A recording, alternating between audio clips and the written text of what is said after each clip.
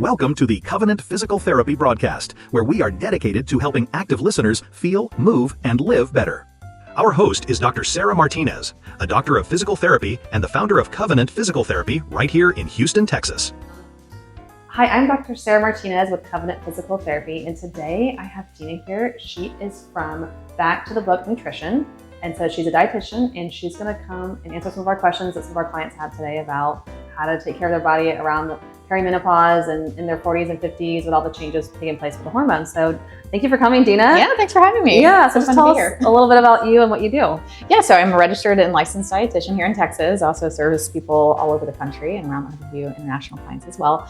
So I have a background in kind of the traditional medical system, and then I started my own business over a decade ago. And I've helped mostly women with all kinds of health concerns, all ages, all kinds of things throughout the years. But several years ago when I woke up in perimenopause, which was kind of a rude awakening in certain ways, I really got passionate about it in a new way. Obviously, I had some skin in the game. So I kind of took a time out, went down to the bottom of the research rabbit hole, learned all the things all over again through a new lens, and came up really excited to help other women feel better, because the things that I, relearned, I guess, I started implementing different strategies with my nutrition and with my fitness and with my hormones and all these things. And, my symptoms got a little better and I was feeling a little more in control and like myself again. And I thought this is what women need to understand and feel empowered to live the way they want to live and to build the body and the health and the future that they want. So my greatest passion now is helping other midlife women, perimenopause, menopause, and beyond, to really understand their bodies and leverage these day-to-day strategies that really make a huge difference on how you feel and the health that you're building for the future. Yeah, that's awesome. Yeah. So one question I thought we could start with is, how would someone know, what are the signs and symptoms that they're in perimenopause? What things might they be feeling, or what habits might be changing, or what's something that people might be not even realizing that this is them? Yeah, that's a great question. So there are lots and lots of possible symptoms. Thank God everyone doesn't feel all of them, but depending on the research study and the organization you look at, we're talking 20, 30, 60, 100 different symptoms possibly. Okay. So it could really be anything tip to toe, because we have hormone receptors in every area of our body. So we might feel it in a couple areas where our girlfriend feels it in 3 different areas. So it's not just hot flashes and night sweats and irregular periods or a lack of period. It's so much more than that for some women. And oftentimes I think today, when women are so educated and so motivated and proactive about their health, a lot of younger women are hearing the first whispers. And they know it's not hot flashes, and they know it's not my periods disappearing, but I just don't sleep the way I used to, or I'm anxious more than ever before, or my period's coming a couple days earlier, but it's still every month. Some of these kinds of things that are the very earliest signs for some women, or I'm not gaining a lot of weight, but 2 to 5 to 7 pounds, and it's in different places, or I just feel squishier all over than I used to, or I can't get away with as much eating or staying up late or having some wine as I used to. So it's these very subtle shifts for some women in areas that they didn't expect it to be in. And it can kind of be alarming. At first it's we're so good at this as women, sleep's not as good, or it's the dog, or it's the husband snoring, or it's this, or I'm just tired because I'm busy. And, we kind of brush it off until it's tick, tick, tick, tick, tick, boom, and that's what happened to me. Yeah. So I had experienced little bits of this and that, little changes, little subtle shifts. And when I was what is going on with the little tiny spare tire that I've never had my whole life? Yeah. That is when I was not that. I can deal with maybe a little libido and some hair changes, and it's annoying, but you start messing with your body and your appearance, and a lot of women, okay, myself included, we have a little vanity to us. And I was I'm just not settled. I'm not taking it. I'm figuring it out. Yeah. So all that to say, it could be a lot of things. So on the earlier side, women experience a lot of times the sleep and the mood disturbances and some just teeny tiny shifts maybe in their periods, maybe more PMS, maybe a day or two sooner, maybe a little spotting before they bleed, maybe heavier bleeds. And there are hormonal explanations to all of this. But then as they move through, maybe that would be in the maybe even late 30s to early 40s, those earlier stage things might be common, because perimenopause can sort of last for years before you ever lose your period. And then moving into like the more middle stages, the more like hot and heavy perimenopause, that's when the periods might blip a bit, you know, where you're like, I missed one, or, you know, it's coming later or sooner, or like big changes in the period itself.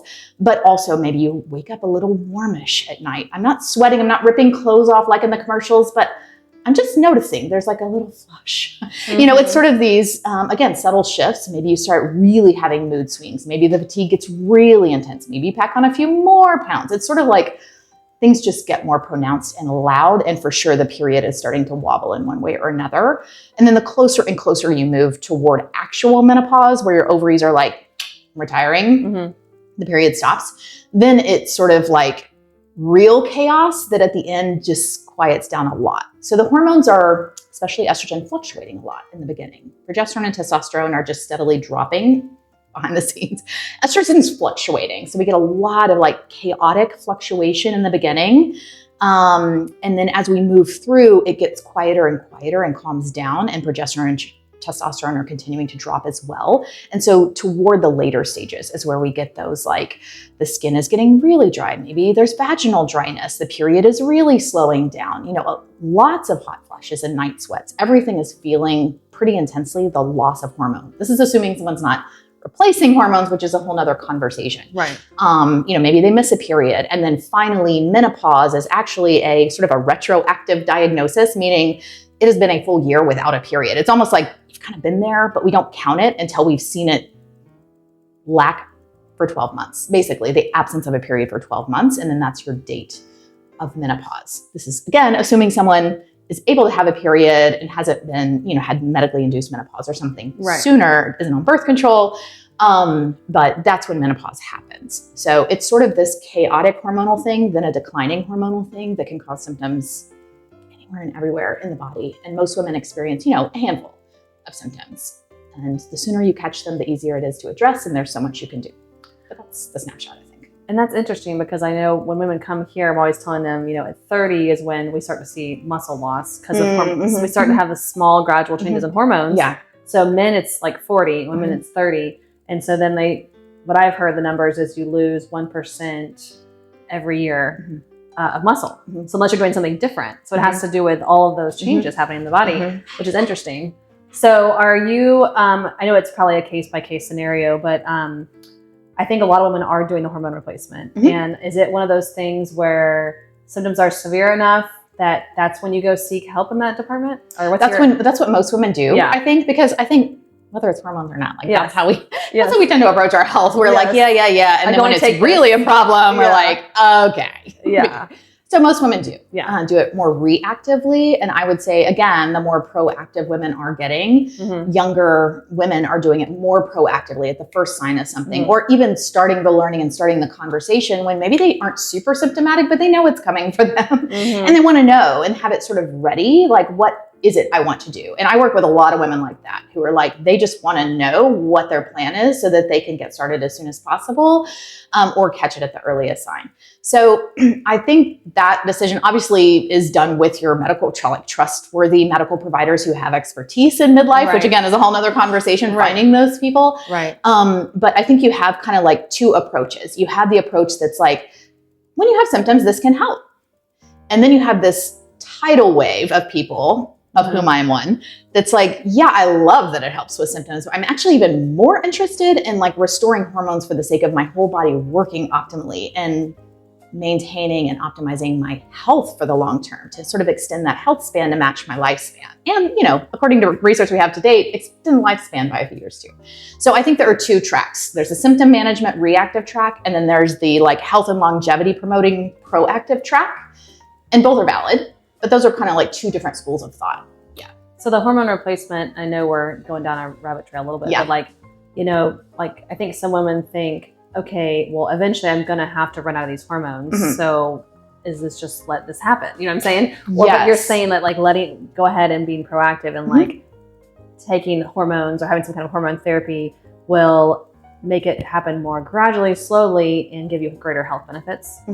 Yeah, it's a good question. Yeah, so you're touching on the whole like natural side of things too, Yeah. which, you know, I'm kind of more into natural stuff anyway, like Yeah. where possible, copy nature, support the body, let it Yeah. do its thing. It's beautiful. It's wonderful. It was designed with intention. Yeah. Love it. Mhm. Also, we're living very, very long these days. Yeah. And, you know, statistically, we're essentially being medically extended for Yeah. a lot of extra years. Right. But we aren't healthy and vital during Mhm. those years, the average person. Right. So yes, I get it. The body was designed in a certain way, but Mhm. if you are open to, I am, Mhm. accepting those medical extensions of life, because most people are, you probably also need to at least consider, are there things that would help me live it well in the way that I want? Mhm. So I do think the whole like insistence upon only natural, it's something that someone should really think through if that's their kind of bent, because if you carry that to its like logical conclusion or statistical conclusion, like it might not be the life you want, Right. especially in your last decade or so. So I think it's something that you really have to think through and really, you know, kind of like come back to center and look at both sides. So for instance, I personally, yes, am trying to be proactive with hormone restoration so that I can like maintain those more premenopausal levels that we do have research to show that they are correlated to significantly lower rates of the top killers of women: heart disease, diabetes, you know, Alzheimer's, cancers. All of these are much, much lower in people who have taken hormones. So we have that data going back decades. And then again, now we have some life extension data. And I think we're just only going to accumulate more to confirm that and clarify it. But generally speaking, I think if you especially are talking about bioidentical hormones, which again, a whole nother can of worms with terminology, but the FDA makes bioidentical hormones, compounding pharmacies make bioidentical hormones. They're available from a variety of sources. They basically chemically look just like our own hormones. So it's in the same way you could take thyroid hormone or insulin if you needed it.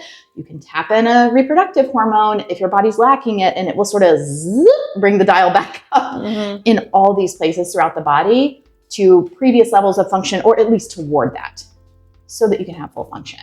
So basically you're just extending that time that your body is going to have more of a normal level of hormones, and eventually you are going to taper off, because eventually, you know, you're going to be like 70 years old, and you know, you can take them as long as you want. take forever if you want. Yeah, there's no reason to stop. Okay. And Yeah. you know, this is funny. I mean, you hear this a lot, but women, and you know, I've mentored under, you know, physicians who've been prescribing these things forever, and talked to a lot of women. And the women who are on these hormones and the doctors who've given them to them will tell you this too. Women who have taken hormones and are in their 70s or beyond, you know, they're like, you can pry them out of my cold dead hands. Like, never will I stop. Because, you know, we're talking about like vaginal dryness and atrophy that is a huge risk for infection and death. You know, we're talking about actual like joint function and mobility and the ability to stay out of diapers and chairs and homes. Yeah. Hormones can be a huge difference maker in this. They aren't the only thing, but they are a major thing to help people live. Not just be, but live. And so the women who've experienced that, you know, I think they're the biggest advocates for it because they've seen the difference it's made. So. What kind of medical provider would people normally go to for this kind of testing, or, you know? Yeah, so testing, again, a whole nother conversation. Yes. But as far as where can you access hormones, I mean, any prescribing clinician. I am not one, but any prescribing clinician. So a physician, a nurse practitioner, anyone who can prescribe medications, whatever kind, they can prescribe hormones too. It would be like they don't all know about it. Yeah. It would be like the best of the best that you would like, not a person's name in particular, but you know, would it be your OB? Would it be a holistic? It really depends. And I think the tide is turning on this. But, you know, as of even 5 years ago, certainly 10 years ago, you know, it was a little bit of a black box because there wasn't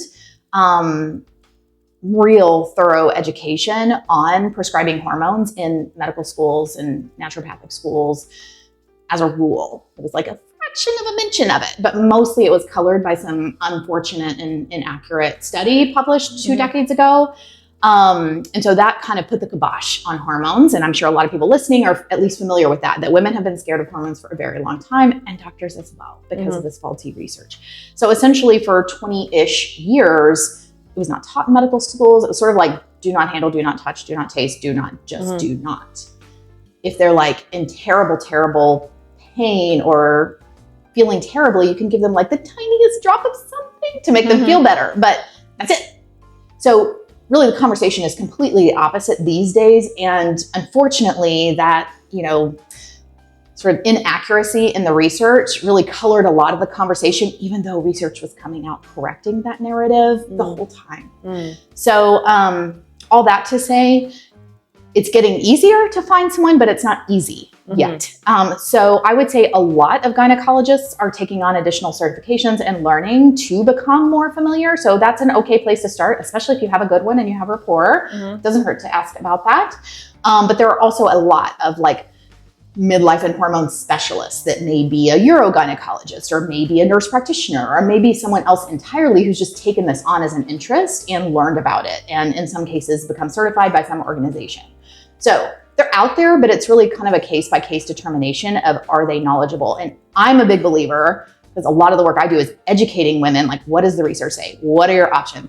I think the best way to find the right person is you get educated on what the options really are, what the truth really is, and you decide what general direction you want to go. And that way you can vet the people and be like, do they really know about this? And do they want to do it in a way that I want to do it? Because there's lots of different ways to do it. So you being the interviewer who's educated and empowered is the best way to find the right person. Right. See what kind of fits your exact needs.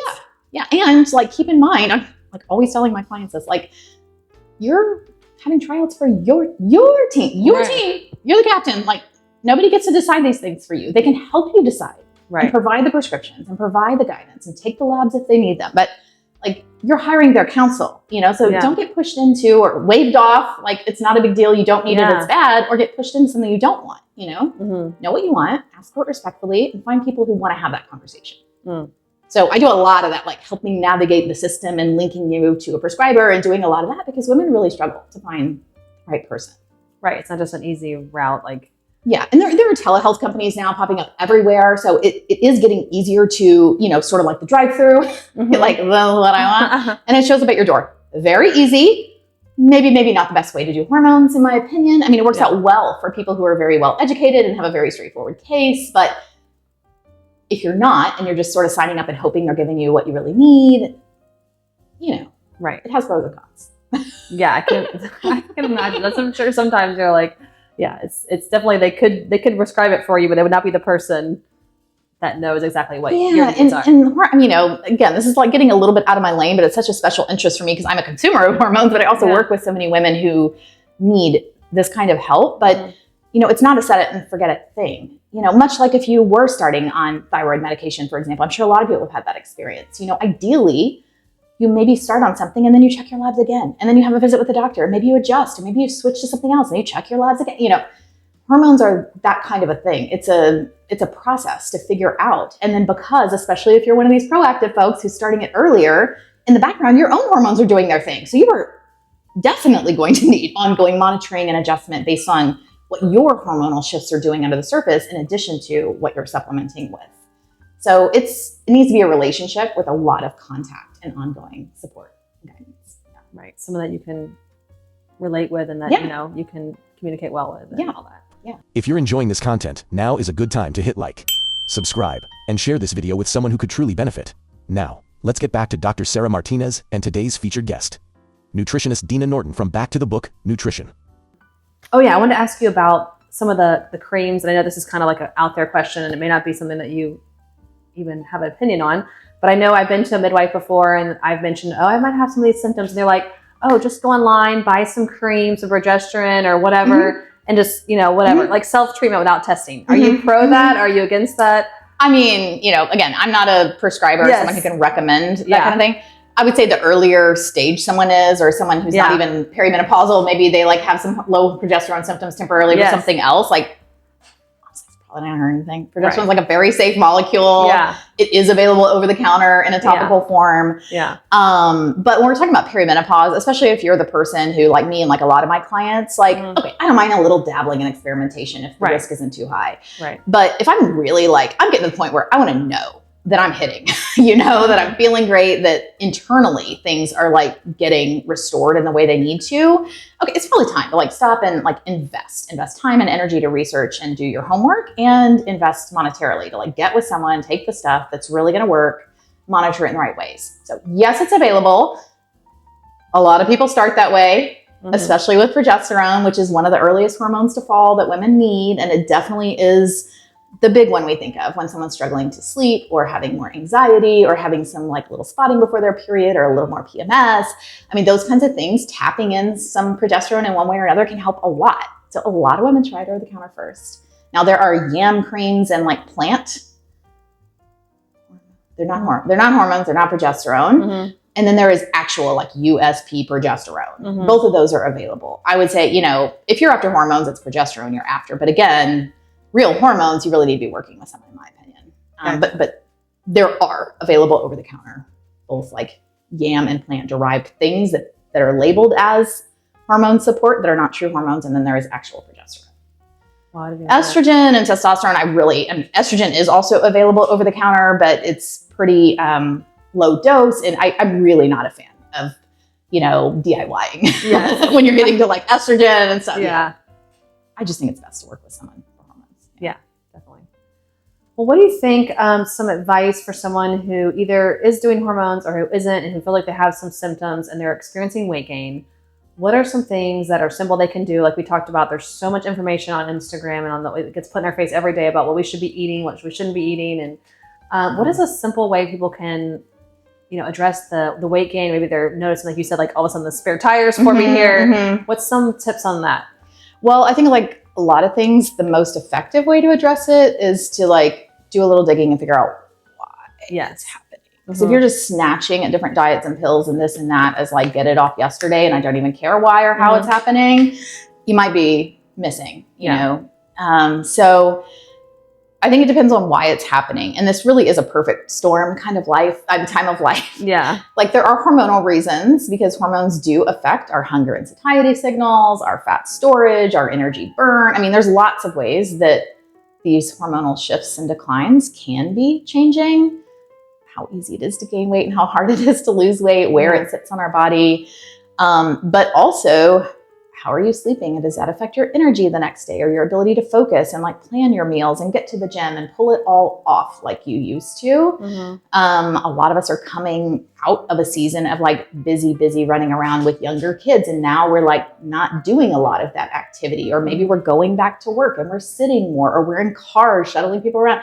There's so many reasons, hormonal, lifestyle, energy, all kinds of things go into that equation. And doing a good assessment to figure out which one or two or maybe three things are the inputs for you. And then you start pulling those strings.